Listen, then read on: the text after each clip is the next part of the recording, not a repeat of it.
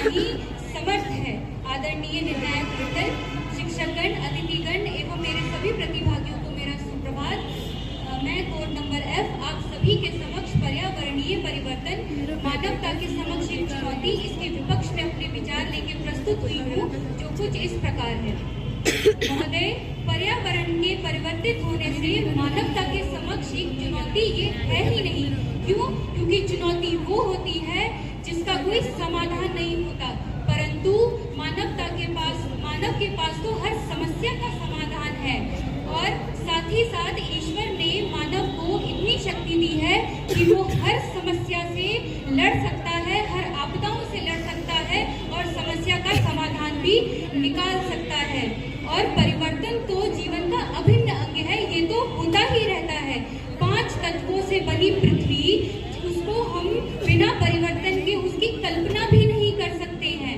मनुष्य जो है वो जैसे जैसे क्रियाएं करेगा वैसे वैसे परिवर्तन होगा ही होगा। और साथ ही साथ जो नकारात्मक हम सोचते हैं कि जो परिवर्तन हो रहा है वो नकारात्मक हो रहा है, नहीं, जरूरी नहीं है कि नकारात्मक परिवर्तन हो, ये कई बार सकारात्मक परिवर्तन भी होते हैं।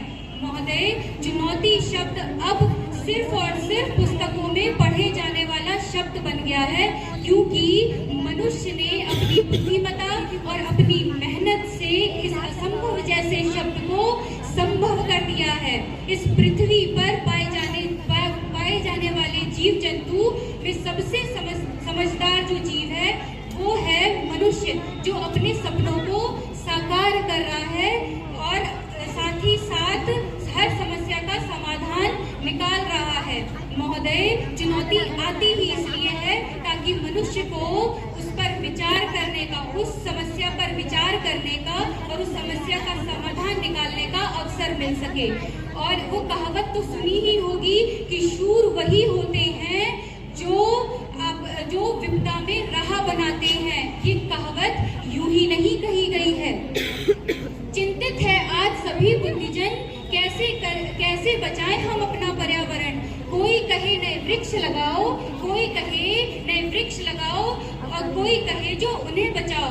महोदय, मैं भी आज इस पर्यावरण की दुर्गम स्थिति को देखकर चिंतित हूँ, क्योंकि इससे पूरी पृथ्वी का संतुलन हिला हुआ है। परंतु ये चुनौती नहीं, ये अवसर है। अवसर है पृथ्वी को बचाने का, अवसर है मानव जाति को एक करने का, अवसर है नई खोजों को साकार करने का, अवसर है फिर से पृथ्वी के हर घटक में संतुलन स्थापित करने का। और अन्य अवसरों की तरह ये अवसर भी विपदा के साथ आया है। अगर मैं इसे स्पष्ट रूप से कहूँ तो मानव जाति को एक करने और पृथ्वी को बचाने के लिए कई सम्मेलन हो रहे हैं, जिसमें 25 मार्च 2024 में एक पृथ्वी शिखर सम्मेलन हुआ, जिसमें 178 से अधिक देश सम्मिलित हुए। पावर पृथ्वी शिखर सम्मेलन जो 13-15 मार्च 2024 में पेरिस में हुआ, इन सभी सम्मेलन का यही उद्देश्य है कि कैसे पृथ्वी को हम बचाएं और कैसे मानव जाति को एक करें। पर्यावरण के परिवर्तित होने से कई हमें उसके फायदे देखने को मिलते हैं कि जिससे हम ये स्वास्थ्य में सुधार हो रहा है और साथ ही साथ पर्यावरण के संरक्षण में भी काम किया जा रहा है। अंत में मैं इतना ही कहूंगी कि पृथ्वी दर्पण भूमंडल पर ओज फिराया है, पृथ्वी दर्पण भूमंडल पर ओज फिराया है। मानव के अस्तित्व पर आपदा का साया है। ये चुनौती का समय नहीं, ये अवसर है जो हमारे सामने अब आया है। धन्यवाद।